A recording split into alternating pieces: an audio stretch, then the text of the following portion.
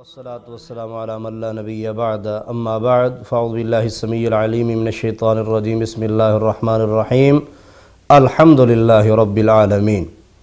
محترم سامعین و ناظرین حضرات، یقیناً آپ جانتے ہیں جو بچہ جس ماں باپ کو زیادہ پیارا ہوتا ہے اس کے وہ پیار کی وجہ سے نام بھی زیادہ رکھتے ہیں۔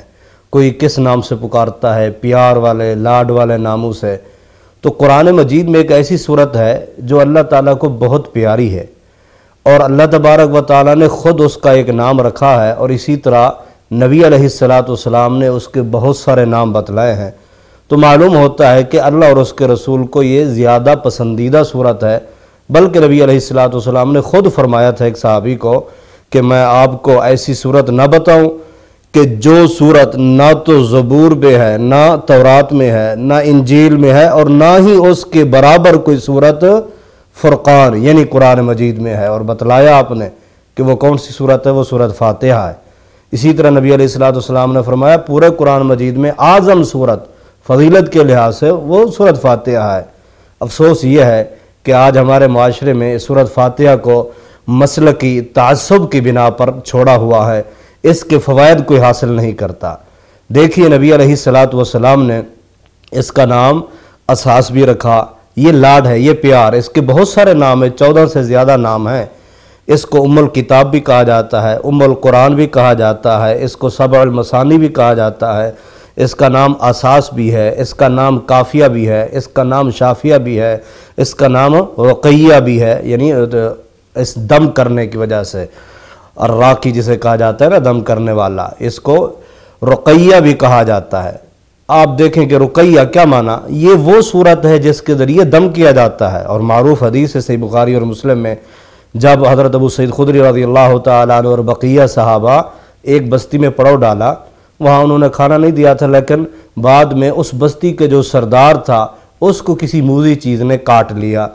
اب وہ لوگ بھاگے، کہتے ہیں تم علماء لوگ ہو، علماء ہمیشہ مشکل کے وقت ہی یاد آتے ہیں لوگوں کو، تو جب مشکل پڑی بھاگ کے کہتے ہیں جی کوئی آپ میں سے دم کرنے والا ہے، کیوں کہ ہمارے سردار کو ایک موذی چیز نے کاٹ لیا۔ تو سب صحابہ نے مشورہ کرنے کے بعد حضرت ابو سعید خدری کو بھیجا کہ جی ہاں ہمارے پاس ہیں اور انہیں لے جاؤ۔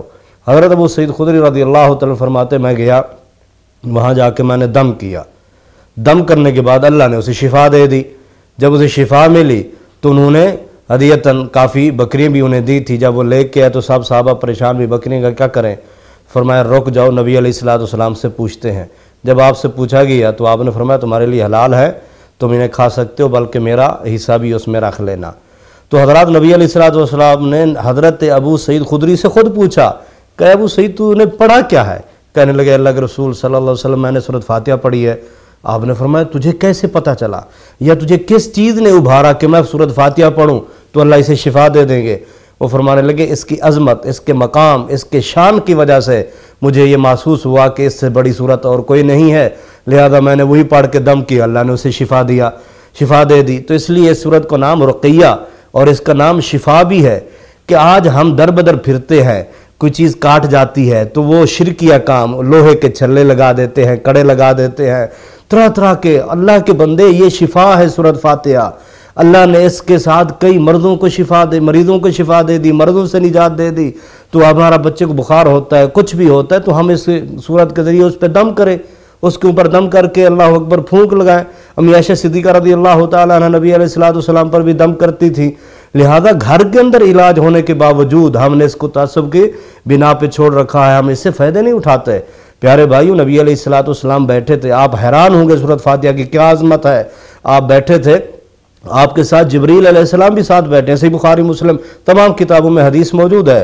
سمع نقیضا من فوقہ، آسمان سے آواز سنی، دھماکے کی ایک آواز آئی، تو فرمانے لگے اے جبریل یہ کیا ہے؟ فرمایا گیا اے محبوب یہ آج آسمان کا وہ دروازہ کھلا ہے جو آج تک نہ پہلے کھلا تھا نہ بعد میں کھلے گا، اور وہ فرشتہ زمین پر آ رہا ہے جو نہ پہلے کبھی آیا ہے نہ بعد میں آئے گا۔ فرشتہ آ گیا، کہنے لگا ابشر بنورین، اے محمد صلی اللہ علیہ وسلم 2 نوروں کے ذریعے خوش ہو جاؤ، آج 2 نور آپ کو دیے جا رہے ہیں، نہ پہلے کسی نبی کو دیے گئے نہ بعد میں۔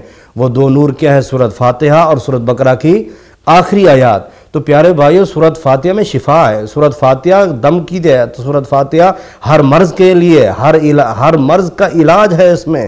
آج گھر کے اندر، اپنے بچوں کے اندر، جہاں بھی ضرورت ہے سورۃ فاتحہ پڑھیں اور دم کریں. سورۃ فاتحہ کو مسلکی تعصب پہ مت چھوڑیے. نبی علیہ الصلوۃ نے ایسے نہیں فرما دیا تھا کہ ہر رکعت میں جو اسے پڑھے گا، جو نہیں پڑھے گا اس کی نماز نہیں ہوگی، کیونکہ آپ جانتے ہیں تیسرا پارہ کس لفظ سے شروع ہوتا ہے؟ تلک الرسل سے. دوسرا سیقول سے. پہلا کہاں سے شروع ہوتا ہے؟ الف لام میم سے. آپ اندازہ لگائیں پھر یہ کس پارے کی صورت ہے. اس کی اتنی اہمیت، یہ پورے قرآن کا خلاصہ ہے. اس کا خلاصہ ایاک نعبد و ایاک نستعین. اللہ مجھے اور آپ کو اس کی اہمیت سمجھنے کے بعد عمل کی توفیق نصیب فرمائے. وما علیہ الا البلاغ.